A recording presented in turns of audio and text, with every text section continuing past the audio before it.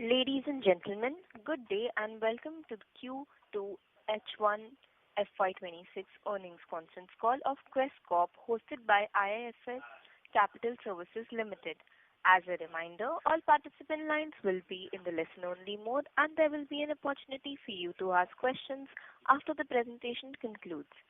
Should you need assistance during the conference call, please signal an operator by pressing star then zero on your touch-tone phone. Please note that this conference is being recorded. I now hand the conference over to Siddharth Jabak. Thank you and over to you, sir. Thank you. Ladies and gentlemen, good morning and thank you for joining us on the post Q2 FY26 and H1 FY26 results conference call of Quess Corp Ltd. It is my pleasure to introduce the senior management team of Quess Corp who are here with us today to discuss the results. We have Mr. Guru Prasad Srinivasan, Group CEO, Mr. Kushal Maheshwari, Head Investor Relations and Treasury, Mr. Lohit Bhatia, President, India and Global Operations, Mr. Kapil Joshi, CEO of Quess IT Staffing, and Mr. Naveen Dave, CEO of Quess Staffing Solutions. We will begin the call with opening remarks by the management team and thereafter we will open the call for a Q&A session. I would like to now hand over the call to Mr. Kushal Maheshwari to take the proceedings forward. Thank you and over to you, Kushal. Thank you, Siddharth. Good morning, everyone, and thank you for joining us for our Q2 FY26 and H1 FY26 earnings call. The information, data, and outlook shared by the management during the call is forward-looking and subject to prevailing business conditions and government policies. All forward-looking statements are subject to economic growth or other risks faced by the company. Please refer to slide number 2 of investor presentation for the safe harbor clause. With that safe harbor clause, I will now hand over the call to our Group CEO, Mr. Guru Prasad Srinivasan, for his opening remarks. Over to you, Guru. Thank you, Kushal. Good morning, everyone, and thank you for joining us for Quess Corp's Q2 and H1 FY26 earnings call. We are pleased to report another quarter of solid execution and continued momentum. During Q2, we delivered revenue of 3,832 crore, up by 3% year-on-year, with highest quarterly EBITDA of 77 crore, an increase of 11% year-on-year. Notably, EBITDA margin crosses the 2% mark and our operating cash flow conversion was at healthy 109%. PAT stood at 52 crore with EPS at 3.5 per share. We added over 21,000 associates during this quarter, taking our total associate count to 4,83,115, up by 5% year-on-year, making us India's largest domestic staffing platform. Due to a ramp down by an NBFC that we had called out in Q4, around 38,000 associates in Q4, the headcount growth still shows marginal decline of 5% year-on-year basis. However, with sequential growth due to strong sourcing and onboarding system and processes, we are confident of delivering headcount growth on yearly basis. In summary, Q2 was a quarter of balanced growth and improving profitability for Quess. We remain focused on operational excellence, margin expansion, and prudent capital management while continuing to invest in high-value segments and technology. We are proud to announce that Quess has been ranked 36 among India's best employer 2025 by Time and Statista ranking, another testament to our people-oriented culture. Let me now walk you through each business segment. General staffing, highest net adds in last 6 quarters, backed by festive hiring momentum. In Q2, general staffing delivered a robust quarter with 21,283 net additions, our best in last 6 quarters, driven by seasonal demand, especially in manufacturing and BFSI vertical and consumer retail and telecom. The reported revenue for the segment stood at 3,317 crores, growth of 3% year-on-year and 6% quarter-on-quarter. We added 72 new contracts in Q2 across verticals, taking our H1 total to about 151 new contracts. Headcount rose to 4,70,337, contributing to 86% of our total company's revenue coming in from general staffing business. Our sourcing engine has scaled significantly with over 55,000 associates were onboarded via sourcing this quarter, compared to 30,000 in Q1. During the quarter, we have done gross addition of 115,000, that is 1,15,000 versus 79,000 gross additions in previous quarter, reflecting the strength of our robust hiring system. The segment recorded a healthy gross margin with strong execution in collection efficiency. DSO days for general staffing stays at about 25 days, and continued dominance of a collect and pay, which now covers 76% of our headcount. Q2 leading up to the festivals, hiring in sectors like manufacturing, financial services picked up significantly, contributing to this uplift. Overall, our general staffing platform demonstrated a healthy revenue growth and improved headcount utilization during the quarter. The open mandates at the end of quarter stood close to about 27,000 as we step into Q3. Moving on to professional staffing, this platform continues to deliver a double-digit growth in terms of EBITDA margins. Professional staffing delivered a double-digit growth and margins for second consecutive quarter with reported revenue of 224 crores, 11% year-on-year growth with focus on profitable growth. The segment delivered the highest ever EBITDA of 27 crore, a 37% year-on-year growth along with double-digit EBITDA margins at 12.2%. These results were driven by sustained demand for skilled talent in higher value areas during the quarter, and we have rationalized our low margin contracts, which led to improvisation on margin on the lower revenue base. Notably, our focus on global capability centers continues to pay off. Roughly about 73% of our professional staffing headcount is now tied to GCC-led projects, especially in digital telecom and tech roles. We added 18 new client contracts in this quarter, and we are excited during the period, and which is very healthy addition for the quarter with a pipeline of about 1,300 open mandates. These factors give us confidence in sustainable of both growth and margin for this particular segment. Our top sector continues to be digital, high-tech, consumer retail, telecom. These are the sectors where we are getting the demand from. These segments continue to fuel the growth. The headcount of this particular segment increased to 6,862 associates during the quarter. Moving on to international business, our overseas business also performed well during the quarter. Total international headcount stood at 5,730. The segment reported revenue of 290 crores with 3% year-on-year and 2% quarter-on-quarter growth, with EBITDA of 18 crores, which reflects sequential improvement in margin. We saw broad-based strength in key regions, specifically coming in from Middle East, Malaysia. Both delivered growth across IT and non-IT verticals. Philippines had a very strong quarter, headcount up by 8%, reflecting heightened demand in IT, ES, and technology. Our Singapore business remained largely stable, where we continue to offset softness in IT by building up general staffing there. Overall, these international markets together delivered stable revenue and margin contribution, with region other than Singapore contributing more than 50% of the revenue and profitability.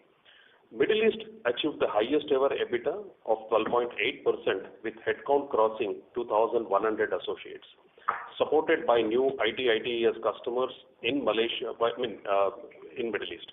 While Malaysia and Philippines are delivering better than expected profitability, compensating for decline in Singapore, Singapore now has 43% local hires, up from 17% last year across all markets. We continue to emphasize client diversification, local hiring, and digital sourcing models to sustain profitable growth. Moving on to the last vertical, which is fourth vertical, digital platforms. In our digital platform division, we continue to expand scale and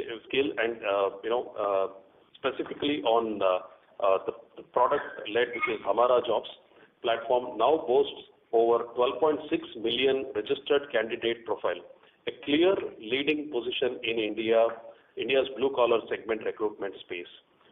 Meanwhile, Taskmo, which is our gig workforce model, secured its first large-scale gig contract with a TCV of 5 crore, deploying about 1,500 taskers nationwide. These milestones underscore our ambition to build India's largest digital employment ecosystem across blue and grey collar economy. With that, I'll now hand over to Kushal Maheshwari, our head of our investor relations, to talk through our financial performance for the quarter. Thank you, Guru. Good morning, everyone, and thank you for joining us for Quess Corp Q2 FY26 earnings call. I'll begin with the headline financial performance before taking you through segmental results and strategic updates. For Q2 FY26, we delivered another quarter of consistent and profitable growth. Consolidated revenue stood at 3,832 crores, representing a 3% year-on-year increase and a 5% sequential rise. EBITDA for the quarter was the highest ever at 77 crores, up 11% YOY and 10% QOQ, marking our highest ever quarterly EBITDA with margin crossing 2%. PAT came in at 52 crores, translating to an EPS of 3.5 rupees per share, up 2% YOY and 2% sequentially, notably with no one-time gains or exceptional items this quarter. For H1 FY26, revenue grew 3% YOY to 7,483 crores, while EBITDA was increased by 11% YOY to 146 crores, with margin expansion of 14 basis points. PAT for H1 stood at 103 crores, up 3% YOY, with EBITDA to OCF conversion remains strong at 109%, underscoring the quality of earning and disciplined cash flow management. We closed the quarter with a net cash balance of 273 crores after paying approximately 90 crores in dividends, reinforcing our strong liquidity position and balance sheet strength. In line with the stated objective, our focus on margin expansion has started yielding results due to operational efficiency measures and higher mix of high-margin business. From a profitability standpoint, approximately 50% of our contribution comes from high-margin businesses, that is 30% from professional staffing and around 20% from our overseas business. Coming to our segmental performance, our general staffing business delivered its strongest quarter in 6 quarters, supported by festive season hiring and broad-based growth across BFSI, retail, and manufacturing and apprenticeship.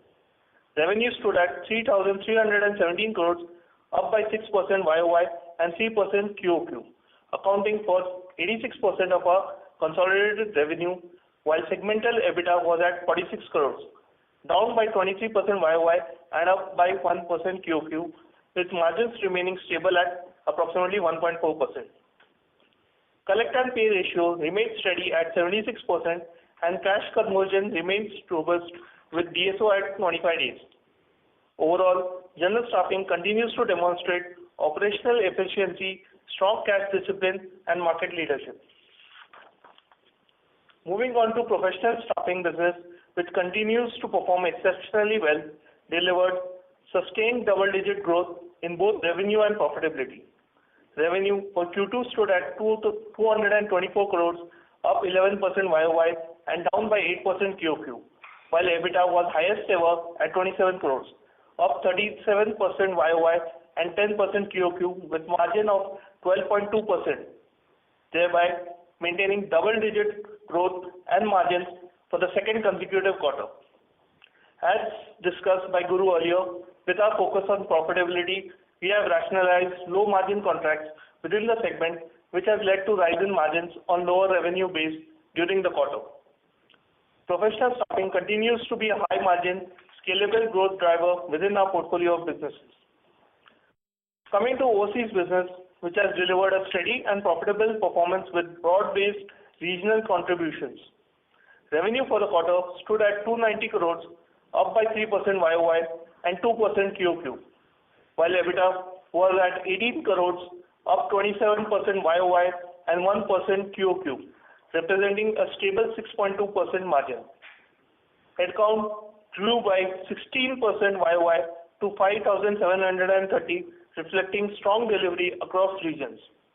To summarize, Q2 FY26 was another quarter of steady growth, record profitability, and strong cash conversion for Quess. We achieved our highest ever EBITDA of 77 crores, expanded margins, and closed the quarter with a net cash position of 273 crores, while investing in digital transformation and talent capability. With improved demand visibility, favorable tailwinds from the GST reforms, and strong execution across business lines, we remain confident of sustaining our growth momentum into the second half of the year. Our focus will remain on operational excellence, capital efficiency, and AI-led productivity as we continue building Quess into future-ready, technology-enabled workforce solutions leader. Thank you for your time and continued support. With that, I'll hand over the call to the moderator to take your questions. Thank you.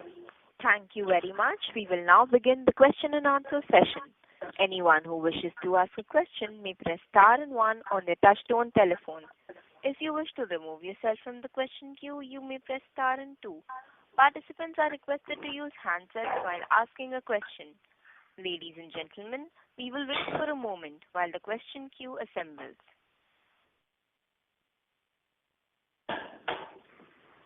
The first question is from the line of Deep Shah from B&K Securities.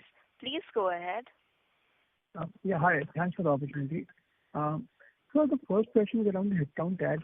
I heard you mention that in lead up to the festive, you saw manufacturing FS do very well. Any idea or any guidance you give on where do you see this trend continuing? Because if this continues, then I think it's quite healthy for us as a company. That's first. Second is on the professional staffing segment. So you did mention that we rationalized some low margin contracts. Nonetheless, these margins that we've achieved are first in our history, if I recollect. Any ballpark figure you would like to show that this is where we can normalize, or you think that these margins are not sustainable? Any more clarity would be very useful. Thank you. Thanks, Steve, for your question. For the first half of the question on general staffing, I'd ask Lohit and Nitin to answer on it. And for the professional staffing question, I'll ask Kapil to pitch in, please. Over to you, Lohit. Steve, good morning. How are you? As far as the question is concerned, you'd note that for the last 2 or 3 quarters, we were very fixated to take care of the one-off event which happened in Q4 and come back strongly with both the headcount addition, the revenue, achievement, as well as then over the trajectory on the margin category. There were 3 broad pillars on which the first half of the year was built.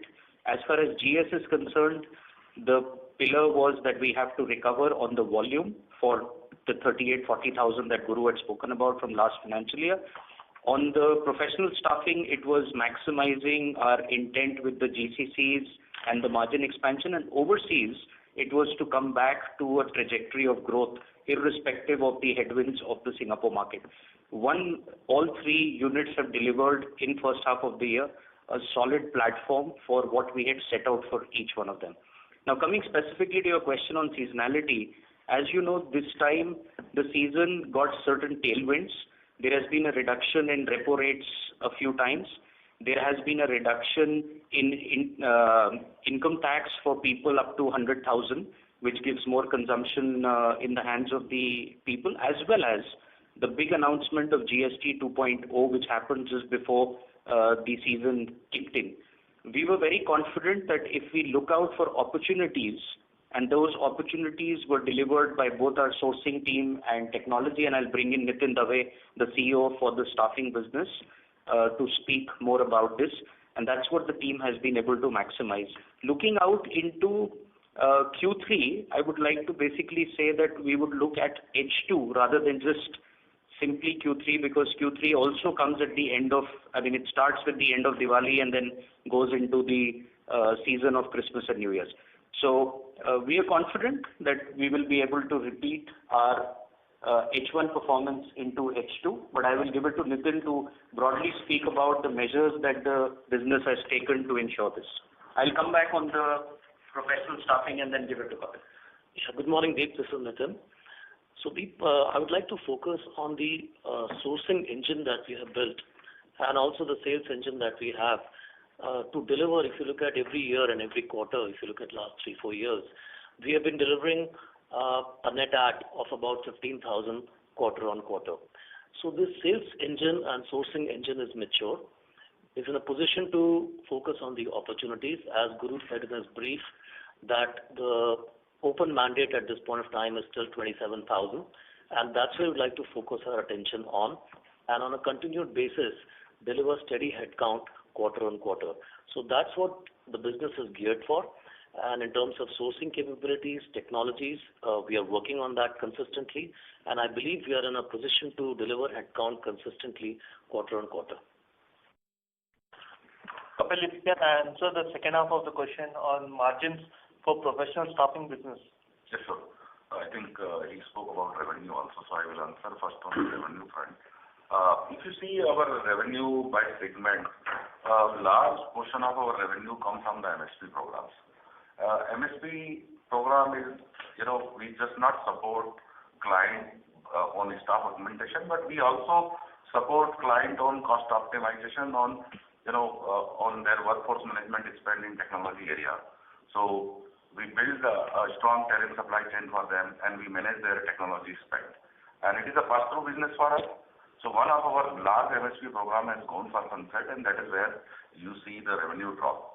On gross margin front, gross margin and EBITDA front, EBITDA is a combination of gross margin improvement and operational efficiency. And to add on your point, gross margin, I think we would be able to maintain because there is no shift in the demand flow. We still see the demand in mid and senior level, niche and super niche area. Okay, so gross margin we will sustain. On operational efficiency point of view, we don't have any plan for major investment in ITC. So hopefully our EBITDA margin will be stable, a low double digit going forward, will be in the same range what we have reported for last 2 quarters.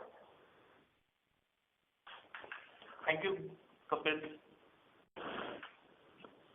Any more questions? No, this helps. Thanks team, and all the best. Thank you. Thank you very much. The next question is from the line of Siddharth Sabak from IIFL Capital Services Limited. Thank you. Please go ahead. Hi, thank you for taking my question. My question is on finance cost. I wanted to understand why your finance costs have gone up sharply in this quarter, despite your net debt, including lease liabilities, remaining almost flat. Thank you, Siddharth. I'll take this question. The finance cost is higher during this quarter due to increase in working capital requirements for a high margin business, which have higher credit and DSO days, notably professional staffing and overseas business. However, if you look on a half-yearly basis, more or less the finance cost is in the similar range. Going forward, we expect the finance cost to rationalize in the coming quarters. As we've guided to the street, the finance cost is expected to be around 9 to 10 crores on a quarterly basis, with approximately 50% coming from the operational interest costs and remaining from non-operational interest costs. That was very helpful. Yeah, thank you and best of luck for the coming quarters. Thank you, Siddharth. Thank you very much. The next question is from the line of Amit Chandra from HDFC Securities. Please go ahead. Yeah, thanks for the opportunity. So my first question is on the general staffing business. So we have seen that there is a improvement in terms of net adds and also in terms of gross additions. And we are also seeing that the sourcing has been improving for us, wherein like 41% is now like from the sourcing requirements versus the transfer. But it is not being reflected in terms of the margins that we are seeing. And also in terms of PAPM, how the PAPM split has been, and also in terms of the net additions, if you can split it between how the split has been between like tier 1 and tier 2 cities, because generally like tier 2 hirings have more gross margin. So is it the mix is also changing in terms of total additions? And also in terms of the like bonus payouts in quarter 3, how do you see that like panning out? Can you see a dip in margins in the coming quarters? Okay, we'll go in a sequence. So to start with PAPM, we are ranging in the same range at around 670 to 680. So we continue to be in the same range. That's the first question that you had. And coming back to sourcing, and sourcing is a very intense activity, and if you look at one of the criteria we have been calling out every quarter in terms of our core to associate is also slightly dropping, which is cautiously we are investing more on sourcing because our demand, as I said, almost about 37% is from tier 3 and tier 4 locations, and about 33% comes from tier 1. Then there's a mid tier between these two. So if I take between tier 2, tier 4, tier 5, almost 67% of our demand comes from there, and there has to be a very deep ground activity that has to be done. So we have to create alternate channels. We have to create the depth in terms of sourcing. So from that standpoint, we'll continue to invest, and it's important. If you look at it, is also resulting in our onboards, 41% coming through sourcing, whereas if I go 3 years ago, there was more transfer and about 25-30% was coming through sourcing. So that is slowly changing. So and we continue to do that because hiring on time and timely deployment is something which is extremely critical for staffing. Now let me hand over to Lohit to anchor the second part of the question on bonus, which will proportionately can come in Q3. Also, Amit, thanks for the question. Like Guru explained, this is the start of the activity which we had initiated almost 7 to 8 months ago. When we saw the BFSI decline, we started to intensify both our sales acumen in segments like manufacturing, CRT and the others, as well as delivery capability, fulfillment capability, and which is what is reflective as far as the investment is concerned. We are still at a very early and nascent stage for technology or the platformized-led AI activities to start reflecting. That at some point will start reflecting. I don't want to give a guidance on that as yet. However, coming back to your specific point on bonus, yes, whenever there is Diwali, the month of Diwali, which in this case was the first month of Q3, as well as the second month, which would be November in this case, would both have certain pass-throughs. And pass-throughs, as you know, in the collect and pay flat fee business does not give or does not yield extra gross margin. So that would be a temporary blip. It practically happens everywhere that approximately 120 to 150 crore of pass-through values could come in this particular quarter. Other than that, we don't see any major shift as far as the mix is concerned. I think we had made one point about 2 or 3 quarters ago where we said we would like to have a healthy state where general staffing on a growing base contributes 50% of the profitability of that company, and the higher margins international at plus 6% and professional staffing at 11-12% contributes 50%. We've got to that point. Now is the time for us to deepen that for H2 and thereafter. Okay.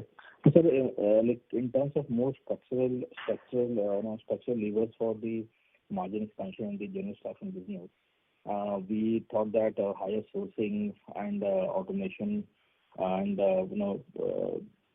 expansion into tier 2s would actually eventually lead to higher gross margins. So apart from that, what are the other levers we are also exploring in terms of 1 year perspective to expand margins in the general staffing business, or we are apart from the change in mix that we are having in the general staffing side, within segments. But apart from that, like PAPM expansion is possible, or it's actually going to be at the similar levels that we are having right now. Yeah, thanks for that question. So like there are two parts to entire Quess ecosystem. One is the overall mix, which is general staffing, professional staffing, and international. We've elaborated on that. Within general staffing also there is a mix, and let me talk about that mix. That mix could today be divided into two broad fashions within the business, and then I'll talk about two emerging businesses. Within the existing business, there is the traditional CRT, which is the consumer-led business, and the BFSI. Both of these are very large volume, flat fee, and collect and pay kind of relationships where less domination of sourcing happens and hence less investment by that nature. Now you come to the other category of the business, which for the last 3 years we were extremely confident about, and that has yielded in the results that today we have 77,000 people in the manufacturing apprenticeship ecosystem. This has become our third largest vertical, but we continue to grow 30% plus year on year on this, while the other stable businesses do about 15% year on year. This business, the manufacturing-led business, yields a higher gross margin than the traditional BFSI and the consumer business. However, on a book of 470,000, it's currently 77,000, but growing at 30% for the last 3 years. So as that mix continues to change, you will see one shift happening. Now I come to the two emerging businesses within general staffing, which have been incubated just in the last 1 year. Between the two businesses today, at a EBITDA margin level, the contribution from them in a quarter is today less than 8%.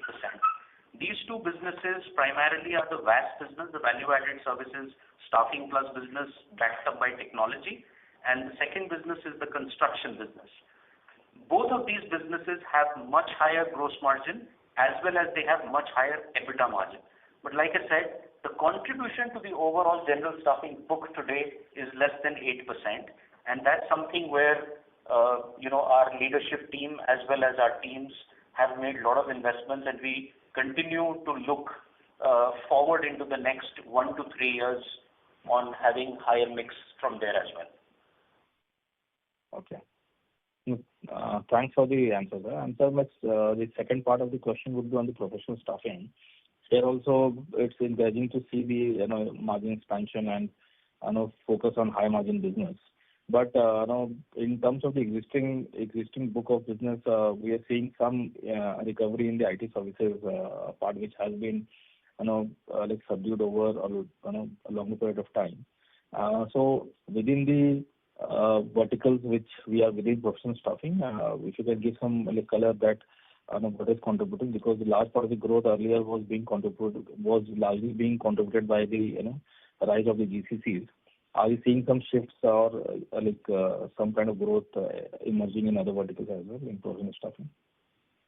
So absolutely. I mean, after 8 or 9 quarter, IT services company has seen a good healthy headcount and bearing 1 or 2 market leader. I think across all IT services company, we have seen the positive net headcount and very healthy headcount. And we see it will have a direct impact on our business. We do work with a lot of IT services company, and our association with them is a decade old, before GCC came to India. So, and we still work, if you see our revenue by sector, a large portion of our revenue still come from the IT services and enterprises, non-IT enterprises, and we will definitely it will be a boost to our performance. Okay. Okay, sir. Thank you and all the best. Thank you very much. The next question is from the line of Nikhil Chaudhary from Nuvama. Please go ahead. Hey, hi. Thanks for the opportunity. My first question is on professional staffing. While we have highlighted that they are focusing on higher margin clients, But in this quarter, we have also seen decline in contribution from top clients. Top 10% contribution declined by 5%. So is it that we are, be focusing on some of the large clients, which is leading to, let's say, improvement in profitability? So that's one. And second is where we are in this journey of, let's say, reducing the contribution from top clients, which is helping us in generating higher margins. So personally, we always believe in diversified growth. Okay. So if you see what is happening, while most of our growth is coming from the GCC, but GCC also, if you see go at micro level, you will realize that there are GCC which came to India 5 years back or 10 years back. These are matured GCC. And there is another wave of new GCC which has come in last 3 years. Okay. Both are behaving very differently. A large GCC, vintage relationship, we have seen cost optimization is going on. There is a cost rationalization. There is automation going on. There is AI drive adoption. Okay. And new GCC from day one is adopting this technology. So there is a mix, and that is where you see the mix from top 10 client and next 40 client is changing very fast. But I think it is healthy sign for all of us. So the second part of the question was that can we expect this to continue? Let's say growth will, let's say, slow down further while margin might remain strong. I think, both ways for at least till, I think for another quarter, the trend should continue. Once, starting from January, we see once the new budget allocation planning happens, GCC will get more project, more budget from their headquarters. Got it, sir. Second, just want to understand your comment on H2 growth will be similar to H1. So H1 we have delivered about 1.6% YY growth. So what we meant when we said that H2 will be similar to H1, we expect low single digit type of growth. And any timeline of, let's say, achieving double digit revenue growth in general staffing? Nikhil, can you just repeat your question once again? Yeah, I think there was one comment where we have highlighted in general staffing, H2 growth will be similar as H1, if I heard it correctly. And in H1, we have delivered 1.6% approximately YY growth. So what should we expect from H2 growth, and when can we achieve double-digit revenue growth in general staffing? So coming to your question, basically when we have delivered 1.6%, basically when you look at it sequentially, in Q4 FY25, there was a NBFC ramp down of around 38,000 associates. But that is still there in the Q1 of FY25. So when you look on a year-on-year basis, our growth would look subdued. But when you look at it a sequential basis, we have been growing. Now going forward, as we said that in H2 we should consider to deliver similar kind of growth in headcount. So with 21,000 that we've delivered net adds in this quarter, going forward at least we should do around 10 to 15,000 net adds in the coming quarters, which I think Nitin has already alluded in his speech. So on a year-on-year basis, we should be able to deliver growth in the headcount as well as revenue on a year-on-year basis, as well as in EBITDA profitability. Despite losing 38,000 associates in Q4 of FY25. Yeah. Hope that answers your question. Yeah. Thanks a lot. And just last one on digital platform. What could be the steady state losses, let's say, going ahead? Are we, looking to continue the similar run rate losses perspective even going ahead? So if you look at both the revenue and losses are very negligible. It's about 1 crore per quarter. But the other way to look at, Nikhil, is the number of users who have come onto the platform, which has gone to now about 12.9 million. So what we are trying to build up is, of course, this will be definitely used for our own internal hiring purpose. So we want to now accelerate at least about 15 to 20% coming through this platform to accelerate our sourcing capability. So we are seeing from the perspective of user actively coming onto the platform. And if you look at even Hamara HR user base has gone from when we started last year, we were about 5.5 million. That is now close to about 0.6 million. So it's good to see that active user base is going up. So we'll slowly start monetizing as we move forward. Got it. That's it from my side, and thanks for that. Yeah, both the revenue and this thing is very negligible to the overall workforce revenue. Noted, sir. Thanks a lot. Thank you very much. The next question is from the line of Dipesh Mehta from Emkay Global. Please go ahead. Yeah, thanks for the opportunity. Couple of questions. First, about the operating cash flow. If I look OCF in H1, it is, I think 35-40% down compared to last year, even though our EBITDA has grown. So if you can provide some sense about operating cash flow, even though you indicated in prepared remarks, OCF to EBITDA is 108, 110% kind of thing. But when I look at console level, it is weak. That is question one. Second question is effective tax rate. How one should look at it? This quarter it is around 10%. Considering now demerger related thing as well as business mix change, what we are observing from profit contribution perspective, what would be the effective tax rate one should look at it? Third question is about professional staffing. Now you indicated about margin improvement and all those things, but if I look, let's say, an exit from low margin business, ideally low margin business exit should reflect into better revenue per associate. If I look your number, revenue per associate declined almost 20% sequentially, even though your margin has expanded. But this is a bit confusing. If you can provide some detail around it, how to understand these two nuances when you exit from low margin, but your revenue per associate continue to decline. And last question is about Originate. If you can provide some update on our GCC offering. Thank you. Thank you, Dipesh. Thanks for your question. I'll take a question on tax rate, post which Guru will answer your question on OCF.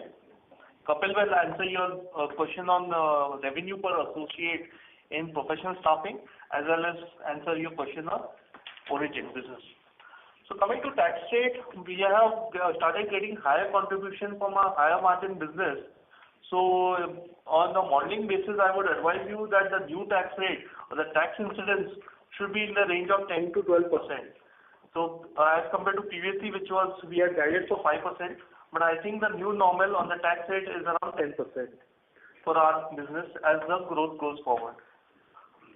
Kapil, can you answer the question on professional staffing, on the contribution of revenue per associate in professional staffing, as well as some input on Origin? Sure.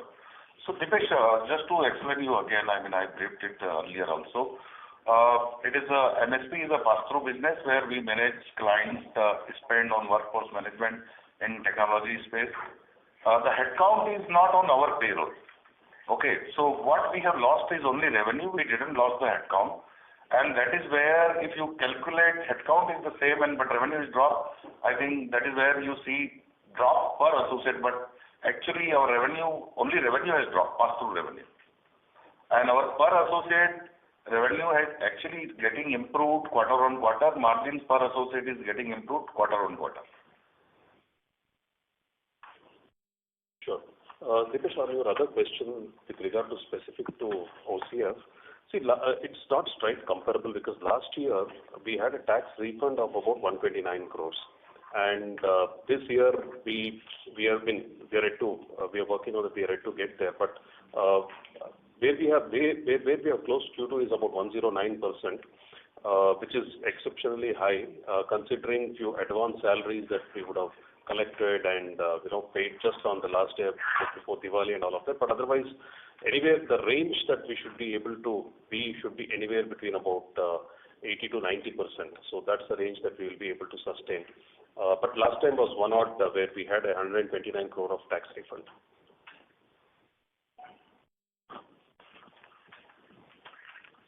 Does that answer your question? Himesh, does that answer your question on OCF?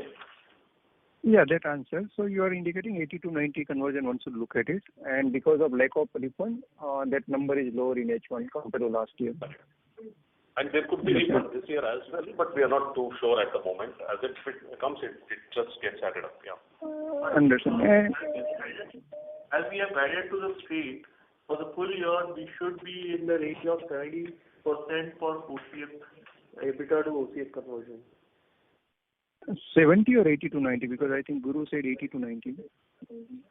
It depends on whatever income tax refunds. If we are able to get it, then it can go in that range. But on an operational business as basis, we can forecast around 70 to 80%. Understand. And I think two questions. One follow-up on the professional staffing. Can you give the number of pass-through? Because I think that is one of the reasons which you alluded, which led to revenue per associate decline. And do you expect that MSP, I think, which you indicated managed service contract, likely to start again in quarter 3, which can have some implication on this metrics? And I think originate is unanswered. Thanks.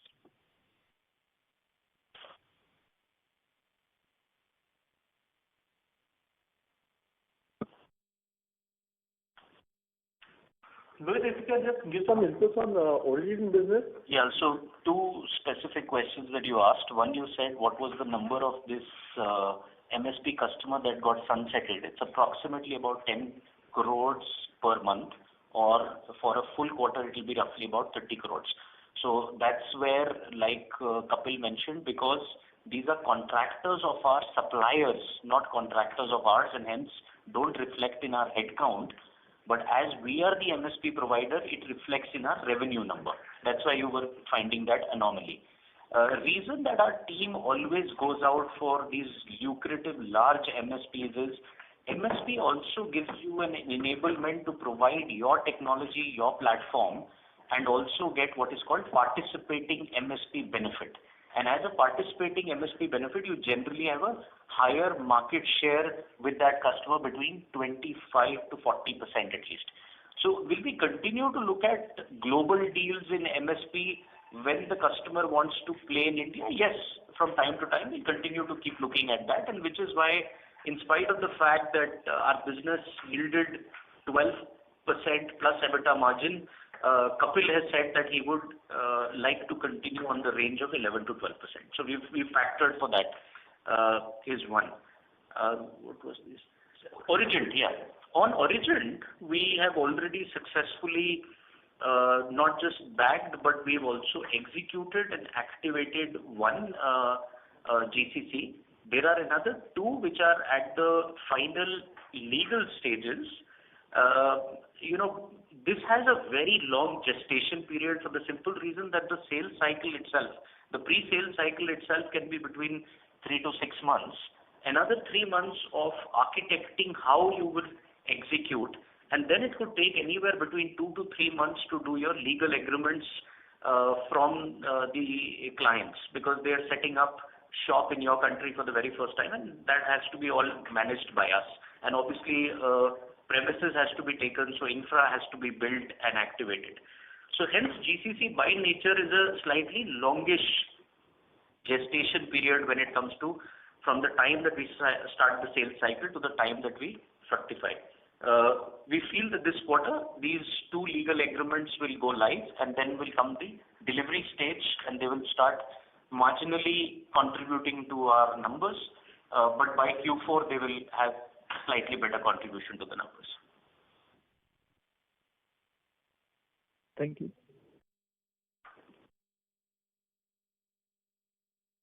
Thank you very much. The next question is from the line of Ashaka from Samiksha Capital. Please go ahead.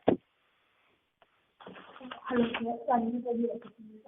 My question was, can you please provide information on the current status of tax and GS litigation? Sorry, your line is not clear. Can you echoing? Can you repeat? Yeah. Is it better now? Yes. Sure. Can you please provide more information on the current status of tax and PF litigation? Tax and PF litigation. PF litigation. As far as the tax goes, we don't have any update on it. The next hearing for the ITAC is on 1st December of 2025. Probably we should be able to give you some more updates in the next quarter. Okay, thank you. Thank you for that. Thank you very much. The next question is from the line of Shankar Narayan S. from iThought PMS. Please go ahead. Good morning. Apologies if this question is already asked by any of our previous participants. So, Shankar, if you can be a little louder. Am I audible now? Yeah, better. Yeah. Apologies if this question was asked by an already system participant. So what is happening to our CRT vertical within general staffing, and why its contribution is coming less? Because our BFSI client have lost and that have impacted. But from a CRT sector perspective, what's happening there? Consumer retail. So I would ask Nitin to give some inputs on CRT, but overall we don't see any decline over there.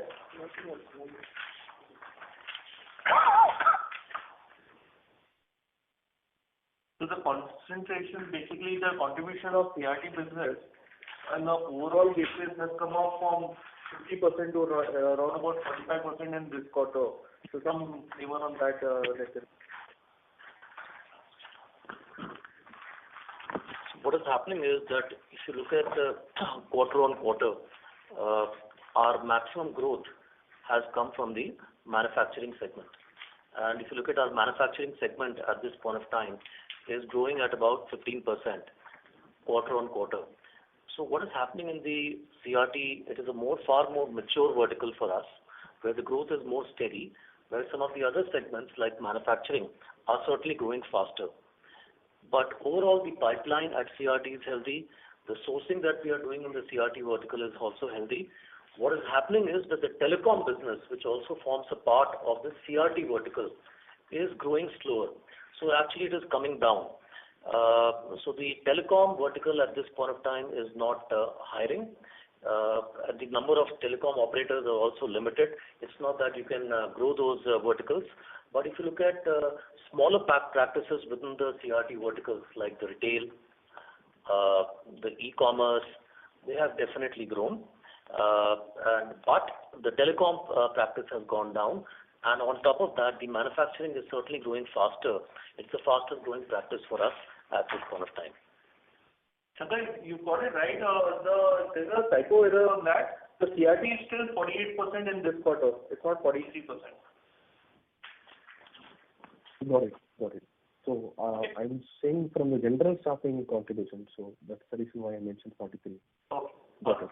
So one more question. So what is the since we are a market leader in the general staffing business, what is your expected headcount growth for the next 3 to 5 years?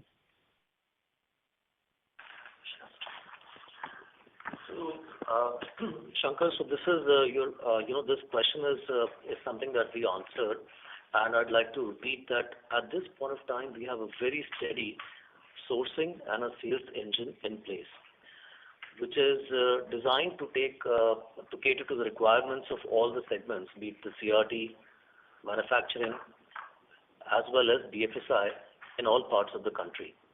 What we see is, and what we have been doing is, for the last 3 years, we've been adding about 50,000 headcount year on year. And we would be able to, on a steady basis, deliver growing headcount year on year. So that is our thought process, that we fine-tune our engine, strengthen them, and continuously deliver headcount growth quarter on quarter. So that is our thought process as far as next 3 to 5 years are concerned in the general staffing business. Just to add, let's go there. At 483,000 level, Shankar, by headcount, we'll be globally third largest by headcount. Obviously, the aspiration is to drive towards becoming globally number one. Got it.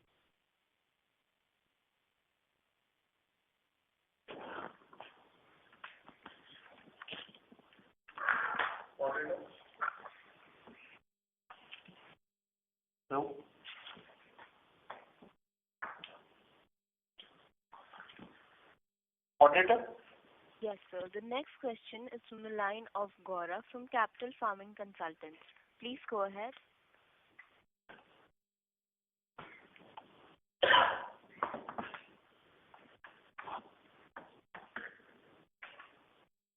Gaurav, hi, you're there online?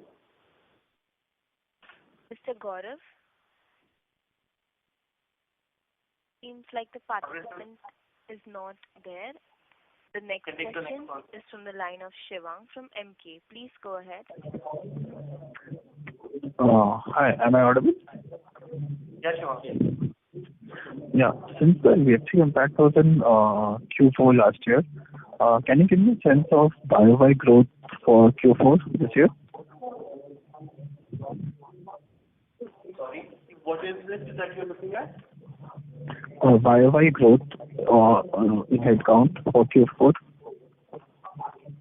Yeah. As we've already stated that in the next 2 quarters, we should be able to do a net addition of around 10 to 15,000 in the coming 2 quarters. So I think we should be ending the year with a single-digit growth in the headcount on a yearly basis. Okay, thank you. Thanks. Thank you. The next question is from the line of Zaki Nasser from Nasser Investments. Please go ahead. Am I audible? Yes, sir. You're audible. Sir, I would have a small question on the other expenses part, sir. Our other expenses have dropped to 94 crores from 169 on a September to September basis. So is this an accounting, sir, whereby part of the payment goes through our subcontractors, which is directly reflected in our books? How does this work, sir?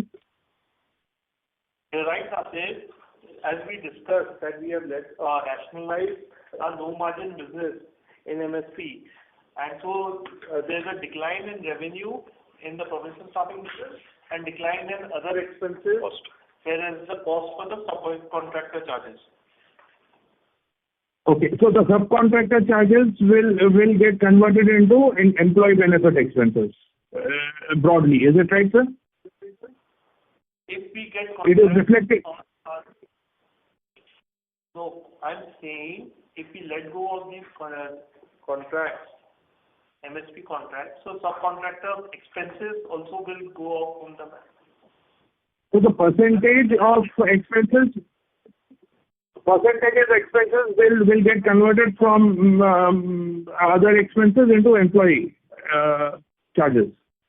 No, it will. No, it will not actually. It will not. It's if you look at it, it's sequential. When we downsize a program in MSP, to that extent, the direct cost also comes down, Zaki. So that's the point which Kushal is trying to explain. So it does not convert into employee benefits. The other expenses have gone up. The subcontracting expenses actually comes down. Okay. Thank you, sir. Thank you. Thank you very much. The next question is from the line of Amit Agicha from HG Hava. Please go ahead. Yeah, good morning. Am I audible? Yes, you're audible. Yeah, thank you for the opportunity, sir. And my question was connected to the cash. Like, what is the company's policy? Like, what is the management deciding what 270 plus crore plus cash is like? Dividend return or reinvestment? What are you planning? So we have defined a stated policy. First of all, the business is a cash generating as an entity. We are a cash generating entity, and we have a clear dividend policy that we have put across. Up to 75%, we will work in the form of dividends. Is something that we have clearly put across. Thank you. All the best for the future. Yeah. As there are no further questions, I would now like to hand the conference over to management for closing comments. Thank you. Sure. Thanks everyone for joining us today for the earnings call. All your questions and feedback has always been valuable to us. We appreciate your continued interest and support, and I sincerely look forward catching up with you all. Thank you so much for joining us today again. Thank you very much. On behalf of IIFL Capital Services Limited, that concludes this conference. Thank you for joining us, and you may now disconnect your lines. Thank you. Thank you very much.